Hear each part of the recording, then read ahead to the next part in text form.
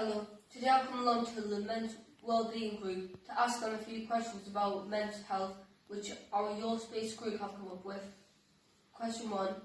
Do you think men find it hard to talk to others about health issues and why? Well, I think men like to be independent and get on with life, and they don't want to be a bother to anybody else.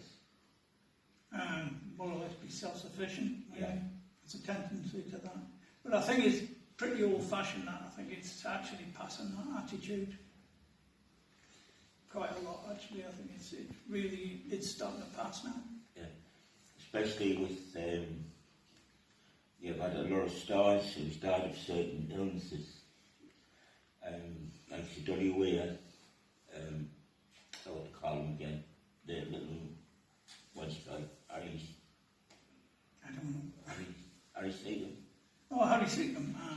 Now they died of illnesses that wasn't spread.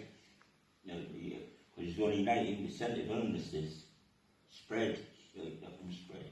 All the rest is just comes from the body naturally, and a lot hereditary. And these are things you need to talk about. Yeah, and I think AIDS in the 1980s changed a lot of things, because you really had to talk to people, otherwise, you could lost away on your own, really. Back then, which is unimaginably far in the distant past for you, but I remember it. Question 2. What advice would you give to men who have health issues but are too afraid or embarrassed to talk about it? Find somebody you can trust. Find a close friend, really. Yeah. Close friend, really. And if need be, you can go with them to the doctors, because when I was found out prostate cancer 4 years ago, my brother went in with us to the doctor. He supported us.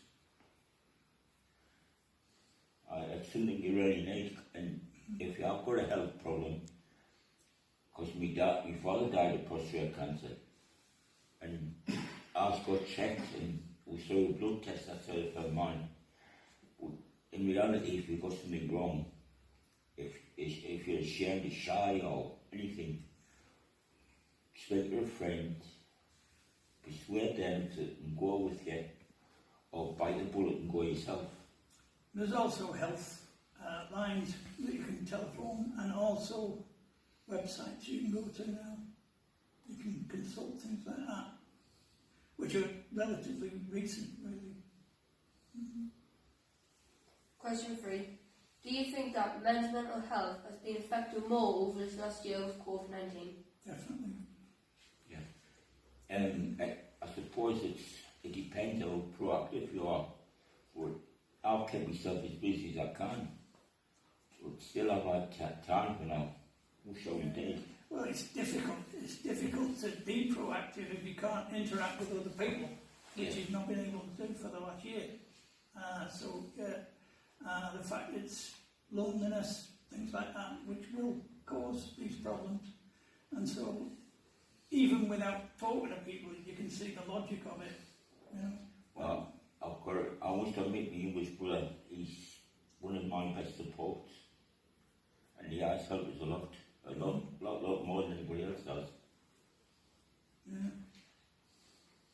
Question 4. What type of things do you do to help your mental health and well-being? I write.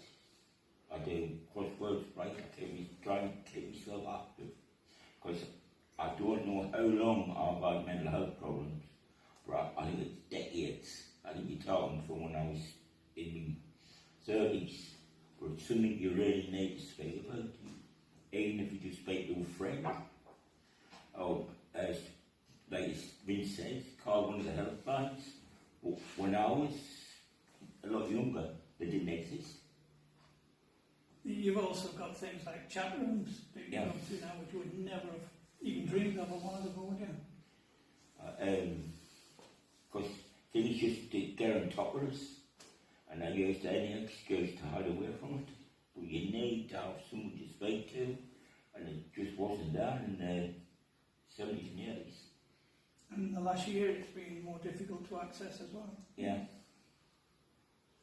Question 5. What advice would you give to lads my age about any male health issues they may have? Well, it's more or less find somebody you can trust. Regardless, because a male health issue, you might find it more comfortable talking to a male. They could both, if it's a brother or a cousin, they could actually go to the doctor for you. I would bear in mind that it can happen to anybody at any time. So if it does happen, you're not the only one it's happening to. It's happening to thousands of people at the same time. So places like this, where you can talk to other people, in fact, meet people your own age to discuss things like that. Or if you're at school, you can talk to one of your teachers. You know, but it can happen to anybody, absolutely anybody. Say if you can talk like the health lines, if you're really afraid to talk to anybody, talk to one of them, because you talk to a stranger. They've got no problems or anything, and they will advise you what to do.